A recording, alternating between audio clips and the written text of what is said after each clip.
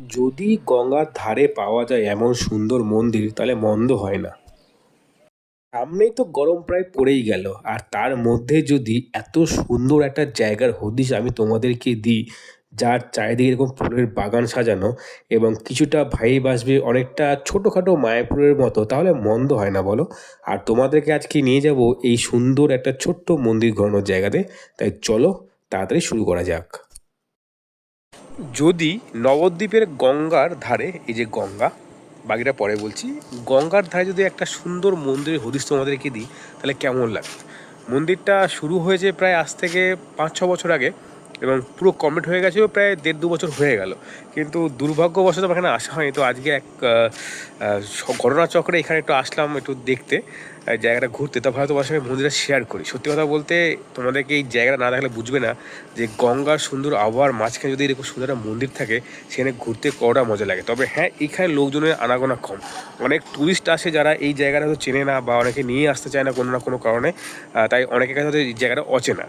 তোমাদের কাছে সেই অচেনা জায়গায় সেই মন্দিরটাই দেখাবো, যেটা নবদ্বীপের এই জল প্রকল্পের ঘাটে গঙ্গার সুন্দর, এই যে গঙ্গার সুন্দর এই চলমান এই ঘাটের ঠিক পাশেই তৈরি হয়েছে। অনেকটা বড় জায়গা নিয়ে কী কী রয়েছে ভিতরে সেগুলো শেয়ার করবো। আমারও প্রথমবার যাওয়া, তো চলো যাওয়া যাক। আর হ্যাঁ, একটু সাইডটা দেখিয়ে দিই যে গঙ্গার এই জায়গাটা কেন বারবার করে বলছি গঙ্গার ধার গঙ্গার ধার, একটু জায়গাটা ঘুরিয়ে দেখিয়ে দিই, তারপর চলো ভেতরে যাওয়া যাক।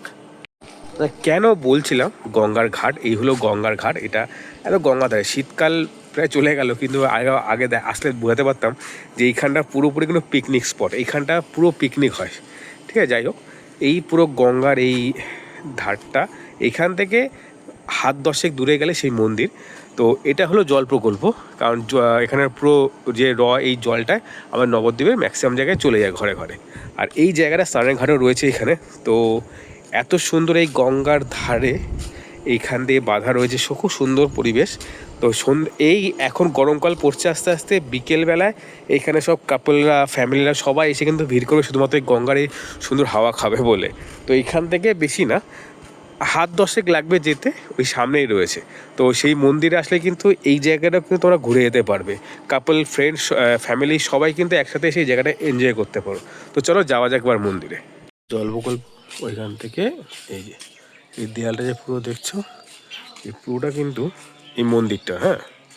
আর এই হলো এন্ট্রি গেট। চলো ভেতরে যাওয়া যাক, দেখা যাক কি রয়েছে। এই হচ্ছে ভক্তিধাম নবদ্বীপ।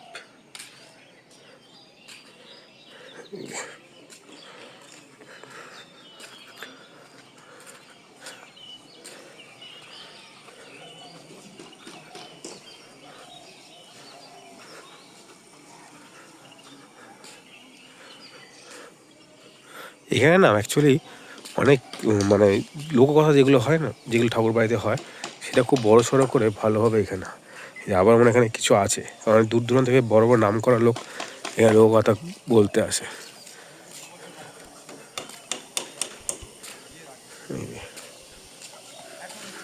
একবেলা কিন্তু অনায়াসে ঘুরে আসা যাবে, মানে এই খানটাতে। সঙ্গে যে দেখালাম জল প্রকল্পের ঘাটটা গঙ্গার ধারে, সেখানেও ক্ষতি হবে না খুব একটা, মন্দ হবে না। এই তো গরমকালটা পড়ছে, একবেলা বিকেলে নির্দিতে ঘুরতে আসা যাবে এখানে।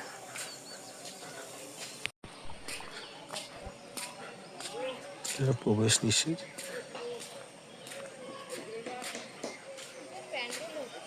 এটা মনে হয় কোনো কিছুর জন্য, দোলের উপলক্ষে এখানে অনুষ্ঠান হবে।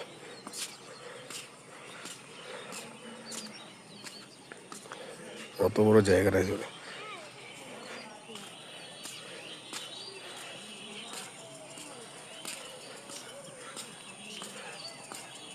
মানে কতটা বড় জায়গা বুঝতে পারছো? জাস্ট একবার ভাবো, এই পুরো পাঁচিল, পুরো শেষ প্রান্ত ওইটা, আর ওটা মনে হয় মেন মন্দির, এই সাধনা ভবন।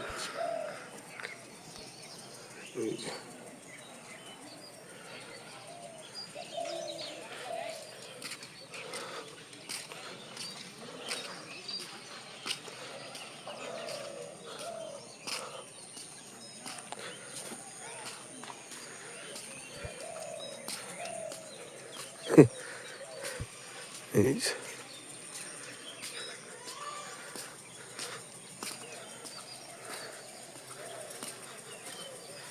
পরন্ত বিকেলে এইখানে ঘুরতে আসলে এখানে ছবি তোলা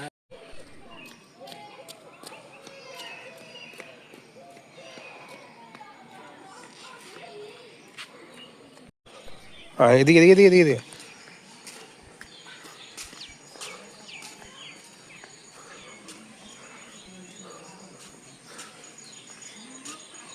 আর এইবার যাচ্ছি মেইন জায়গাতে, সুন্দর আলপনা করা আছে।